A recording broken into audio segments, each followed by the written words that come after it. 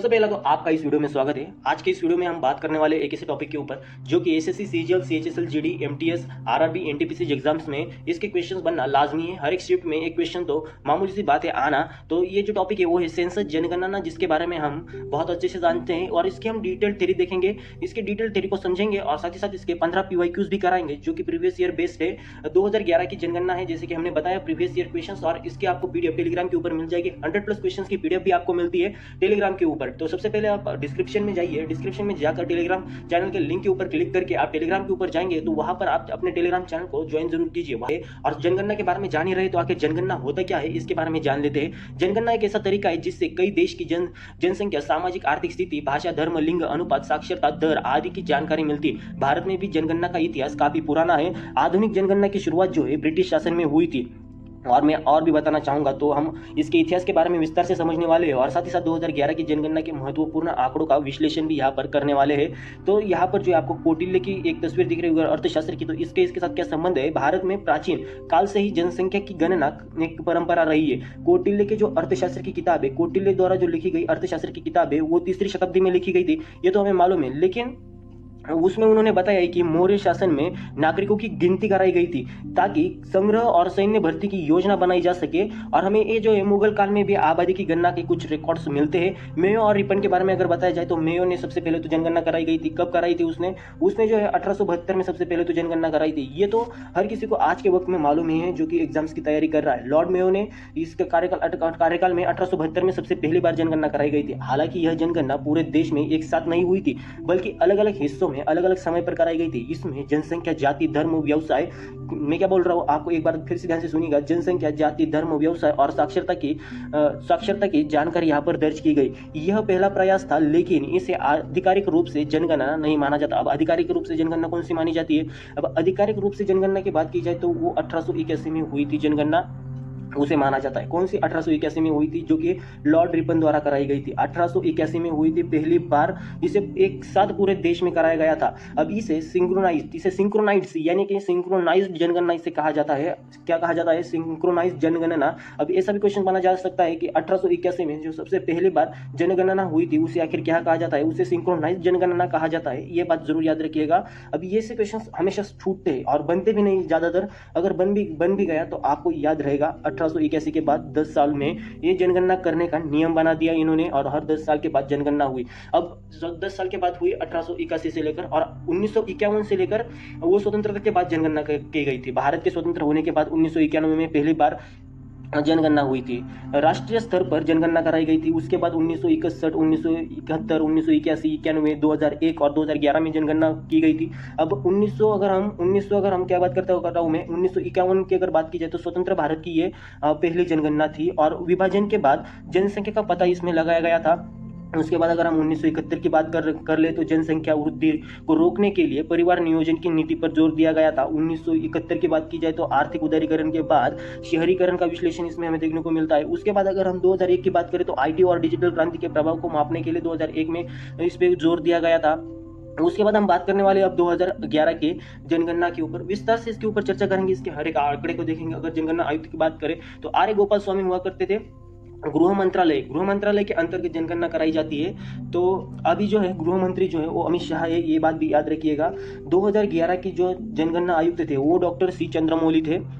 अब ये हालांकि याद ही होगा आपको 2011 की जनगणना की जो भी प्रक्रिया थी उसे हम विस्तार से देखने वाले हैं। अभी एक सबसे विस्तृत जनगणना की हम विस्तृत जानकारी देखेंगे। तो सबसे पहले अगर मैं बताना चाहूँगा तो भारत की ये जो है जनगणना थी तो जो 15वीं जनगणना थी, और स्वतंत्र भारत की जो है 7वीं जनगणना थी। इसे भारत के रजिस्ट्रार जनरल और जनगणना आयुक्त द्वारा संचालित किया गया था। इसका जो शुभंकर है, सबसे इंपॉर्टेंट पॉइंट आता है इसका शुभंकर आखिर क्या था, क्योंकि शुभंकर पूछा जाता है कि 2011 की जनगणना का शुभंकर क्या था। प्रगणक शिक्षिका जो है इसका शुभंकर था। आदर्श वाक्य की बात करें तो हमारी जनगणना हमारा भविष्य, इसमें जो लागत लगी थी वो करीबन 2200 करोड़ के रुपए की लागत लगी थी। जनगणना 2011 को करीबन 2 चरणों में आयोजित किया गया था। जो पहला चरण है उसके बारे में अगर बताया जाए तो अप्रैल से लेकर सितंबर 2010 के बीच ये किया गया था। सरकारी कर्मचारियों ने घर घर जाकर यह पता लगाया कि कौन कहाँ रहता है, घर पक्के हैं या कच्चे हैं, पानी बिजली की सुविधा कैसी है और कौन कौन से साधन उपलब्ध है। दूसरा चरण जो हुआ था उसमें 9 फरवरी से लेकर 28 फरवरी 2011 के बीच में हुआ था। पूरी जनसंख्या की गणना की गई थी जिसमें प्रत्येक व्यक्ति की जानकारी ली गई थी, जैसे कि उसका नाम, उसका उम्र, लिंग, शिक्षा, व्यवसाय, धर्म, भाषा एक्सेट्रा, और यानी कि पूरी की पूरी उसकी डिटेल्ड जानकारी निकाली थी। भारत की कुल जनसंख्या की बात की जाए तो भारत की अगर मैं कुल जनसंख्या की बात करूँ तो कुल जनसंख्या जो है 121 करोड़ है। कितनी है? 121 करोड़ है। और अगर हम आगे चले और पुरुषों की अगर हम बात करें, 121 करोड़ कुल जनसंख्या, पुरुषों की जो जनसंख्या है वो 62.36 करोड़ है। महिलाएं जो है 58.64 करोड़ है। कितनी है महिलाएं? 58.64 करोड़। जनसंख्या वृद्धि दर जो है, जनसंख्या वृद्धि दर जो है 2001 से लेकर 2011 के बीच 17.5% है। सबसे अधिक जनसंख्या वाला राज्य जो है वो यूपी है, 19 करोड़ यहाँ पर लोक संख्या है, यहाँ पर जनसंख्या है। कम जनसंख्या की बात करें तो सबसे कम जनसंख्या जो है सिक्किम में है। कितनी है? 6,10,577 है। सबसे अधिक घनत्व वाला राज्य जो है वो बिहार है। कहा कितनी घनत्व है यहाँ पर? 1,106 व्यक्ति प्रति किलोमीटर। सबसे कम घनत्व वाला राज्य जो है अरुणाचल प्रदेश, 17 का आंकड़ा यहाँ पर। ये आंकड़े आप जरूर याद रखिए, आंकड़े इंपॉर्टेंट बन सकते हैं। द्वितीय सबसे अधिक जनसंख्या वाला राज्य जो है वो महाराष्ट्र है। यहाँ पर करीबन 11.25 करोड़ है, यानी कि 11.23 करोड़ लोग पॉपुलेशन यहाँ पर है। द्वितीय सबसे कम जनसंख्या जो है वो मिजोरम में है, 10.97 लाख। आगे चले और आगे हम बात करें कि द्वितीय सबसे कम घनत्व वाला राज्य जो है वो पश्चिम बंगाल है, 1028 लोग यहाँ पर रहते हैं। द्वितीय कम घनत्व वाला राज्य जो है वो मिजोरम है। हम आगे चलते हैं। अब लिंगानुपात यानी कि सेक्स रेशियो की बात करते हैं। अब ये कैसे किया जाए, ये कैसे मापा जाता है, इसके पीछे जो है एक कैलकुलेशन लगाया जाता है। 1000 पुरुषों के ऊपर कितनी महिलाएं है, इससे ये पता लगाया जाता है सेक्स रेशियो यानी कि लिंगानुपात। 2001 में 933 था, जो कि 2011 में बढ़कर कितना हुआ? 940 हुआ। अब एक एग्जैक्ट डाटा हमने निकाला हुआ है।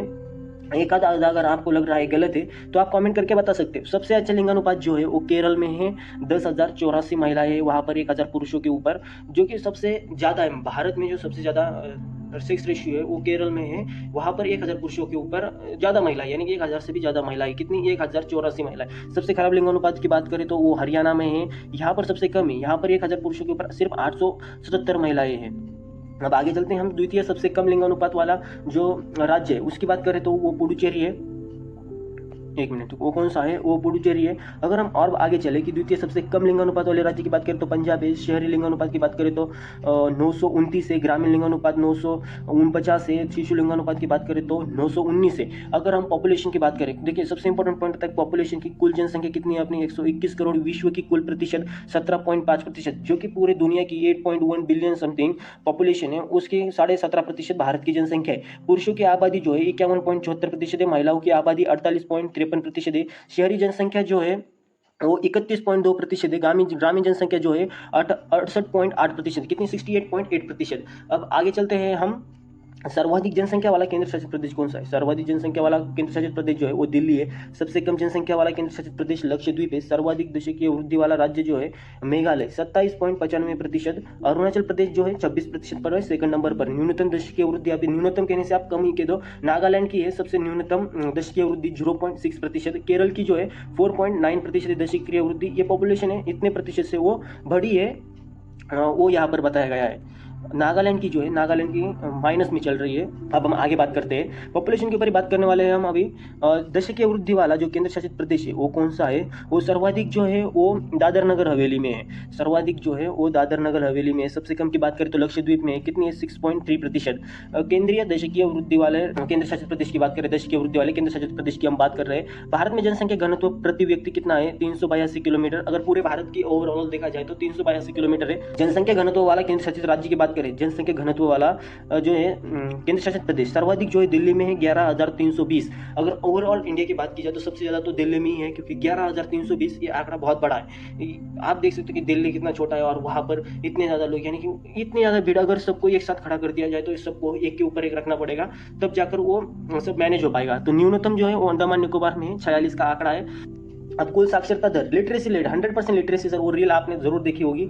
वो सबसे ज्यादा जो साक्षरता दर है वो कहाँ पर है? केरल में है। पर उससे पहले अगर बात की जाए तो कुल साक्षरता दर की, क्योंकि सबसे इंपॉर्टेंट तो वही है, कुल साक्षरता दर 74.4% है। 2001 में कितनी थी? 64.83%, यानी कि लगभग 10 पॉइंट से आगे बढ़ गई 10 सालों में। पुरुषों की साक्षरता दर जो है 82.14% है। महिलाओं की 65.46% है। और सबसे अधिक की बात करें तो वो केरला है 94% के साथ। सबसे कम साक्षरता दर बिहार की 61. 8% के साथ। हम आगे और भी चलते हैं, साक्षरता दर के बारे में ही बात करते हैं। द्वितीय सबसे अधिक साक्षरता दर वाला कौन सा राज्य है? मिजोरम है। द्वितीय सबसे अधिक साक्षरता दर है मिजोरम की। अब देखिए ये तो सिर्फ नहीं पूछेगा कि ये सबसे ज्यादा साक्षरता दर वाला नंबर 1 राज्य कौन सा है, आपको ये पूछेगा द्वितीय स्थान पर कौन है, क्योंकि हम ज्यादातर लोग नंबर 1 ही याद करके जाते हैं, सेकंड भी इंपॉर्टेंट होता है। 91.3% के साथ मिजोरम में सबसे अधिक आबादी है। द्वितीय सबसे कम आबादी नहीं, साक्षरता है। द्वितीय सबसे कम साक्षरता वाला राज्य कौन सा है? अरुणाचल प्रदेश 65.4%। आगे चल रहे हैं हम, सबसे अधिक साक्षरता वाला यूटी यानी कि केंद्र शासित प्रदेश लक्षद्वीप है, वो 91.85% के साथ है वहाँ पर लिटरेसी रेट। द्वितीय जो है चंडीगढ़ है 86.05% के साथ। सबसे कम साक्षरता दर है जो है केंद्र शासित प्रदेश में, वो दादर नगर हवेली में है 76.24%। द्वितीय स्थान पर जम्मू कश्मीर है 77.30% के साथ। अब हम आगे चलते हैं, आगे हम क्या बात करने वाले अभी शहरीकरण और ग्रामीणकरण जनसंख्या के बारे में। ग्रामीण जनसंख्या जो है वो करीबन 68.84% है, यानी कि जनसंख्या का अगर बात की जाए एग्जैक्ट तो 83.3 करोड़ जो है ग्रामीण जनसंख्या है। सर्वाधिक जो है वो बिहार में है 88.7% और न्यूनतम जो है गोवा में है 37%, 37.77% है। अगर एग्जैक्ट बताया जाए तो शहरी जनसंख्या जो है 31.16% है, 37.7 करोड़, यानी कि गोवा में जो है सर्वाधिक है 62.2% और न्यूनतम जो है हिमाचल प्रदेश में है 10%। और शहरीकरण और ग्रामीण जनसंख्या के बारे में अगर मैं और भी बताया जाए तो शहरी जनसंख्या वाले केंद्र शासित प्रदेश जो है उसमें सर्वाधिक जो आता है वो दिल्ली में आता है 97.5% और न्यूनतम जो है अंडमान निकोबार में 37.5%। देखिए अब सबसे इंपॉर्टेंट बात आती है, अब कुछ ज़्यादा बचा नहीं है, थोड़ा ही बचा हुआ है, थोड़ी ही थ्योरी बची हुई है। जाति और जनजाति के आंकड़े के बारे में देखेंगे हम। भारत में जो जातियाँ है, जातियों की कुल संख्या कितनी है? 20.14 करोड़। सर्वाधिक जो है उत्तर प्रदेश में है। सर्वाधिक अगर प्रतिशत के हिसाब से देखें तो पंजाब में है और न्यूनतम जो है नागालैंड में है। अब देखिए यहाँ पर नोट दिया हुआ है, इन नोट को जरूर याद रखिएगा। नागालैंड, अरुणाचल प्रदेश, लक्षद्वीप, अंडमान निकोबार, यहाँ पर जाति नहीं है। अब जाति का मतलब क्या है? शेड्यूल कास्ट, एससी जिसे कहा जाता है, और जनजाति जिसे कि हम एसटी कहते हैं। अब देखिए भारत में जो जनजातियों की संख्या है वो कितनी है? भारत में जो जनजातियों की संख्या है वो 10.34 करोड़ है। सर्वाधिक जो है मध्य प्रदेश में है और सर्वाधिक प्रतिशत के हिसाब से मिजोरम में, और न्यूनतम कहाँ पर है? तमिलनाडु में। पंजाब, दिल्ली, चंडीगढ़, पुडुचेरी, यहाँ पर जनजातियाँ नहीं पाई जाती। यहाँ पर जो 8.6 और 66.6 दिया हुआ है, ये जो है एससी है कुल प्रतिशत पूरे पॉपुलेशन का, और ये एसटी है पूरे पॉपुलेशन का कितना प्रतिशत है? 8.6% है एसटी, और एससी जो है 16.6% है एससी। अब चलिए हम आगे चलते हैं, धर्म की बात करें और उसके प्रतिशत के हिसाब से बात करेंगे हम कि कौन से धर्म में कितने लोग हैं। आखिर हिंदू धर्म में जो है अपने भारत देश की पूरी पॉपुलेशन जो है 121 करोड़ है, उसका कितना प्रतिशत, उसके कितने प्रतिशत हिंदू, मुस्लिम, ईसाई, सिख, बौद्ध, जैन और अन्य धर्म के लोग हैं, जो कि कितने आते हैं उसको हम यहाँ पर डिटेल में देखेंगे। तो सबसे पहले हिंदू धर्म की बात की जाए तो 79.8% है हिंदू। मुस्लिमों की बात की जाए तो मुस्लिम जो है 14.2% है। ईसाई की बात की जाए तो 2.3% है। सिख जो है 1.7% है। बौद्ध धर्म की बात की जाए तो 0.7% बौद्ध धर्म के लोग भारत में निवास करते हैं। जैन धर्म की बात करें तो 0.4% जैन धर्म के लोग रह रहे हैं, और अन्य की बात करें तो 0.9% अन्य धर्म के लोग यहाँ पर वास करते हैं, यानी कि रहते हैं। मृत्यु दर, अब हमने सब देखा, जन्म दर देखा, मृत्यु दर। अब सबसे इंपॉर्टेंट जन्म दर देखे तो हमने कि कितनी वृद्धि से बढ़ा, कितनी वृद्धि से घटा। बट अब हम सबसे इंपॉर्टेंट बात आती है कि मृत्यु दर भी इंपॉर्टेंट बनता है कि कितने लोग मरे कितने नहीं। तो सबसे अधिक मृत्यु दर जो है हमें उड़ीसा में देखने को मिला है, 1000 के ऊपर 98 लोग मरे हुए हैं। सबसे कम जो है, सबसे कम की बात करें तो सबसे कम जो है केरल में है, 16 ही लोग मरे हैं 1000 के ऊपर। जनसंख्या वृद्धि दर में देखिए, जनसंख्या वृद्धि दर कितनी है आखिर? 17.7%। जन्म के समय जीवन प्रत्याशा कितनी है? 63.5 ईयर्स ओवरऑल इंडिया की है। अगर सिर्फ और सिर्फ पुरुषों का देखा जाए तो 62.6 ईयर्स पुरुषों की एवरेज एज है, और महिलाओं की जो एज है 64.2 साल, यानी कि 64 साल महिलाएं जीती है, और पुरुष जो है वो 62.6 साल जीते हैं। अभी 2011 की जनगणना के अनुसार है। अब 2025 में आएगी या फिर 26 में आएगी या फिर सीधा 2031 में जनगणना होगी, तब हमें पता चलेगा कि मृत्यु दर क्या है, जन्म दर क्या है, कितनी पॉपुलेशन हुई है। वैसे अभी भारत की सबसे ज़्यादा पॉपुलेशन है, पर जनगणना कराई नहीं गई, तो हम इसे ऑफिशियली मान नहीं सकते कि बहुत ज़्यादा जनगणना हो गई है। लेकिन जनगणना तो बहुत ज़्यादा, यानी कि लोगों की संख्या तो बहुत ज़्यादा हो गई है। पॉपुलेशन भारत की खूब बहुत ज़्यादा हो गई है, लगभग 150 करोड़ को पार कर गई है। लेकिन हमारे पास कोई एग्जैक्ट डाटा अभी अवेलेबल नहीं है, अभी जनगणना नहीं हुई। अगर जनगणना होती तो उसके ऊपर भी अपना एक वीडियो जरूर आएगा, क्योंकि वो जनगणना जो है सबसे इंपॉर्टेंट उसके क्वेश्चन बनेंगे। उस जनगणना के बाद करीबन 2 से 3 साल तक जनगणना के बहुत सारे सवाल एग्जाम्स में पूछे जाएंगे, उसी जनगणना के ऊपर 2000 जब होगी तब। क्षेत्रफल के हिसाब से अगर विश्व का जो है 135.79 मिलियन स्क्वायर किलोमीटर का जो हिस्सा है पूरी दुनिया में जो जमीन है उसका जो भारत का हिस्सा है वो सिर्फ 2.4% है। विश्व की भारत में जो जनसंख्या है 17.5% है। पूरी जनसंख्या जो है पूरी दुनिया में जितनी जनसंख्या है मैंने जैसे पहले बताया था 8.1 बिलियन जो लोग रह रहे हैं उसमें सिर्फ हमारे 17.5% ही लोग हैं। इतने भी ज़्यादा लोग हमारे नहीं हैं 2011 की जनगणना के अनुसार।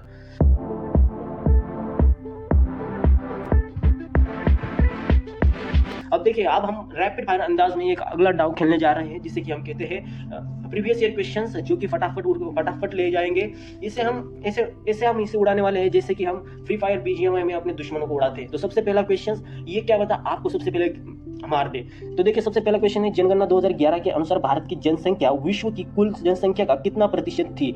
अब विश्व की कुल जनसंख्या का कितना प्रतिशत थी। अब देखिए यहाँ पर उत्तर तो दिया हुआ है लेकिन आपको क्या मालूम है 17.5%। ये सबसे इंपॉर्टेंट है। यहाँ पर आंसर ऑलरेडी दिया हुआ है लेकिन इसका मतलब ये तो नहीं कि आपको आता भी या नहीं, ये भी देखना जरूरी है। भारत में 2001-2011 के दशक में जनसंख्या वृद्धि दर में कितनी कमी आई थी। तो वो जो देखिए सबसे इंपॉर्टेंट सवाल बनता है ये, इसे आप एक बार जरूर देख लीजिए, इसे एक बार जरूर पढ़ लीजिएगा। देखिए सवाल कौन सा है आखिर। सवाल जो है 2001 से लेकर 2011 के दशक में जनसंख्या वृद्धि दर में कितनी कमी आई थी। देखिए जैसे कि मैंने बताया 2001 से लेकर 2011 का था आंकड़ा, इसमें जो है पॉपुलेशन जो है प्लस में नहीं थी, माइनस में इसकी घट हुई थी। इस हिसाब से अगर देखा जाए तो 4.1% की हमें कमी देखने को मिली थी। ओके आगे चलते हैं हम। किस राज्य ने जनसंख्या वृद्धि दर में सबसे अधिक गिरावट दर्ज की है। वो नागालैंड ने की है 0.58%। जैसे हमने पहले भी बताया था 0.6 बताया था। अब ये जो है ये जो माइनस में चल रही है, जैसे कि हमने पहले भी बताया था कि नागालैंड की जो है अब सुधार हो गया है लेकिन अभी जनगणना हुई नहीं तो वो एग्जैक्ट डाटा हम कहाँ से देंगे। भारत में सबसे अधिक लिंगानुपात, और देकर भी क्या करेंगे कि उसके बारे में कुछ क्वेश्चन पूछेंगे भी नहीं। भारत में सबसे अधिक लिंगानुपात महिला प्रति 1000 पुरुष किस केंद्र शासित प्रदेश में है। वो पुडुचेरी है। कितना है 1037 का आंकड़ा है। आगे चलते हैं हम क्वेश्चन नंबर 5। जनगणना 2011 के अनुसार भारत की कामकाजी जनसंख्या यानी कि वर्कफोर्स पार्टिसिपेशन रेट कितनी थी। वो है करीबन 39.8%। Option number B. अब क्वेश्चन नंबर 6 है जनगणना 2011 के अनुसार 0 से लेकर 6 वर्ष के बच्चों का लिंगानुपात कितना है। वो 914 है, 914। Option number A. किस राज्य में 2011 की जनगणना के अनुसार जनसंख्या घनत्व में सबसे अधिक वृद्धि दर्ज की गई है या फिर सबसे अधिक वृद्धि हुई है। वो है बिहार। 2011 की जनगणना के अनुसार जनसंख्या घनत्व में सबसे अधिक वृद्धि हुई है बिहार में 1110 व्यक्ति प्रति वर्ग किलोमीटर, जैसे कि हमने पहले बताया था 1106। भारत में पुरुष साक्षरता दर कितनी है 82.1%। भारत में महिला साक्षरता दर कितनी है 68.2%। भारत में सबसे कम लिंगानुपात वाला राज्य कौन सा है हरियाणा, जैसे कि पहले भी बताया था। ऑप्शन नंबर ए से 879 महिलाएं जो है 1000 पुरुषों के ऊपर है। यहाँ पर 11वां क्वेश्चन, सिर्फ 5 क्वेश्चन बचे हुए हैं। जनगणना 2011 के अनुसार भारत में कुल घरों की संख्या कितनी है 27.8 करोड़। कितनी है 27.8 करोड़। Option number C. किस राज्य में अनुसूचित जनजाति यानी कि एसटी की जनसंख्या प्रतिशत के हिसाब से सबसे अधिक है। मिजोरम की है वो 94.4%। Question number 13। 2011 की जनगणना में पहली बार किस नई कैटेगरी को जोड़ा गया था। अब देखिए ये क्वेश्चन आपने शायद देखा होगा, पढ़ा भी होगा। ट्रांसजेंडर जनसंख्या को इसमें जोड़ा गया था। कितनी है वो 4.9 लाख। भारत में साक्षरता दर, भारत में जो है साक्षरता दर में सबसे अधिक सुधार किस राज्य में हुआ था। वो सबसे अधिक जो है साक्षरता दर में सुधार जो है राजस्थान में हुआ था 6.7%। 2011 की जनगणना के अनुसार कौन सा केंद्र शासित प्रदेश पूर्ण रूप से शहरी था। सब पूर्ण रूप से आखिर कौन सा जो है केंद्र शासित प्रदेश है शहरी है, वो दिल्ली है। कौन सा है दिल्ली है। और दिल्ली में जो है 97.5% लोग शहरी है, यानी कि वो पूरे के पूरे तरीके से शहर के हो गए हैं। उनका गांव से कोई लेना देना नहीं है, मतलब कि वहां पर जो पॉपुलेशन है वो 97.5% जो है वो एग्जैक्ट दिल्ली के है और वो शहरी है। तो देखिए आज की इस वीडियो में इतना ही।